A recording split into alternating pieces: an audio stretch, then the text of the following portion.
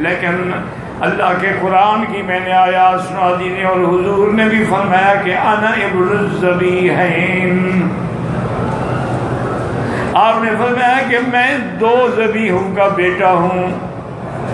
साहबा ने पूछा कि या रसूलल्लाह कैसे दो ज़बी? फरमाया मेरा अब्बा इस्माईल भी ज़बी और मेरा अब्बा अब्दुल्ला भी ज़बी। अब्दुल्ला क्यों ज़बी है कि वो ये ज़मज़म जो है ना, कुदरती बात ये गुम हो गया था। गुम होने का मतलब क्या है कि भाई इसके चश्मे आ रहे हैं ना, एक इसका चश्मा आता है काबे शरीफ के नीचे से और एक चश्मा आता है जबल अबी कुबैस की तरफ से, और ये दोनों इसी जगह जाहिर होते हैं।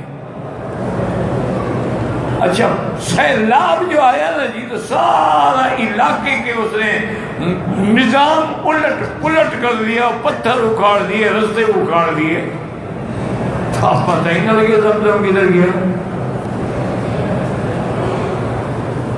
जब सैलाब आते हैं ना जी हमने, और ख़ास तौर पे पहाड़ी इलाकों के सैलाब,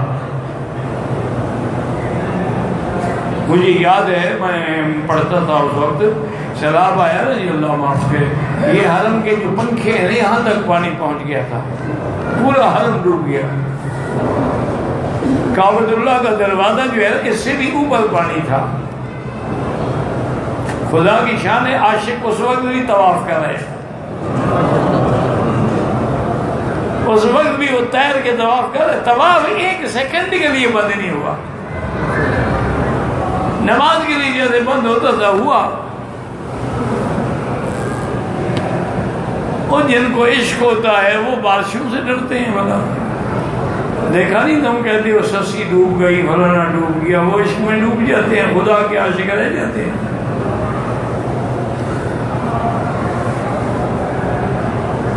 ऐसे किस्से बनाती हैं जी, कच्चा घड़ा रख दिया, कच्चे घड़े में डूब गई, अंधी थी वो, कच्चे घड़े और पक्के घड़े में कोई तमीज नहीं कर सकती थी, झूठ था, दिखाना था,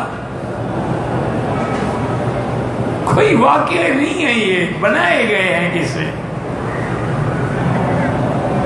किस्से तो वो है जो कुरान सुनाता है। अब जनाब ज़मज़म गायब हो गया तो हजरत आका के दादा अब्दुल मुत्तलिब उस वक्त मक्के के सरदार थे, हुकूमत आती थी ना, तो अब्दुल मुत्तलिब तवाफ करते, रोते, अल्लाह से मन्नतें मानते कि या अल्लाह अगर ज़मज़म मिल जाए ना तो मैं इस खुशी में अपना बेटा ज़िबह करूँगा।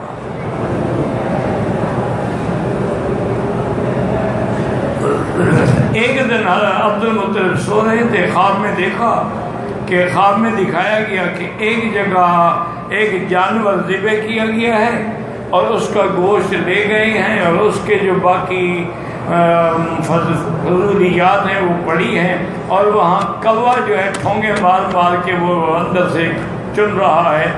तो ख्वाब में कहा गया कि जिस जगह कौवा जो है ना चौंचे मार रहा है, ज़मज़म इसी जगह है। वो बुत होते थे ना, तो किसी सरदार ने बुतों के आगे आके जानवर ज़िबह किया, बुत रखे थे ना हर जगह। अब्दुल मुत्तलिब ने किसी को नहीं बताया, उसने कहा बताऊंगा तो सारे कबीले आ जाएंगे, मकसद तो है कि मुझे ज़मज़म मिले। अब वो अपने बेटों को लेके और अपने करीब वालों को लेके उसी मकाम पे आए, खुदाई शुरू की, अल्लाह की शान ज़मज़म मिल गया। क्योंकि ज़मज़म का तो अपना एक जायका है ना, 100 पानी हो, लेकिन ज़मज़म का जायका अलग है। जब मिल गया तो उसने खुशी में सारे सरदारों को बुलाया, उसने कहा भी देखो बात सुनो, मैंने मन्नत मानी थी कि अगर ज़मज़म का कुआं मिले और मुझे मिले, मैं ज़मज़म को खोदूं, मैं फिर ज़मज़म पिलाने का जरिया बनूं पूरी कायनात में। तो मैं अपना बेटा ज़िबे करूंगा। तो सारे सरदारों ने कहा कि सरदार क्या कह रहे हो, ये भी को मन्नत है कि आदमी अपना बेटा ज़िबे करे। उन्होंने कहा बस मैंने तो मन्नत मान ली, अब मैं अपनी जबान से तो नहीं फिर सकता ना। उन्होंने कहा ऐसा करो, अपनी औलाद में किसी को ज़िबे ना करो, 10 ऊँट ज़िबे करके खैरात कर दो। किसी और ने कहा ऐसा नहीं, ऐसा करो, एक तरफ अपने बेटा किसको ज़िबे, उनका बड़ा बेटा अब्दुल्ला, उन्होंने कहा एक तरफ अब्दुल्ला का नाम लिखो, एक तरफ 10 ऊँट, फिर कुरान अंदाजी करो। कुरान अंदाजी की तो अब्दुल्ला का कुरान निकल आया। उन्होंने कहा जी और ऊँट बढ़ाओ, फिर 20 ऊँट किए, फिर अब्दुल्ला का कुरान निकल आया। इसी तरह वो ऊँट बढ़ाते गए 100 ऊँट में जब पहुंचे तो पूरा ऊँटों का निकल आया। यही वजह है कि आज भी दियत जो है वो ऊँट की कीमत से ली जाती है, कि एक आदमी की दियत जो है 100 ऊँट। अब महंगा होगा तो दियत बढ़ जाएगी, सस्ते होंगे तो दियत कम हो जाएगी। ये सबसे पहले फैसला अब्दुल मुत्तलिब ने किया था। इस तरह फिर अब्दुल्ला ज़िबे होने से बच गए, वरना वो तो तैयार था ना। तो हुजूर ने फरमाया कि मेरा अब्बा अब्दुल्ला भी ज़बी है और इस्माइल भी ज़बी है। अना इब्नु ज़बीहैन, मैं 2 ज़बीहों का बेटा हूँ। अच्छा, इससे भी साबित हुआ कि ज़बी हज़रत इस्माइल हैं, हज़रत इसहाक नहीं है।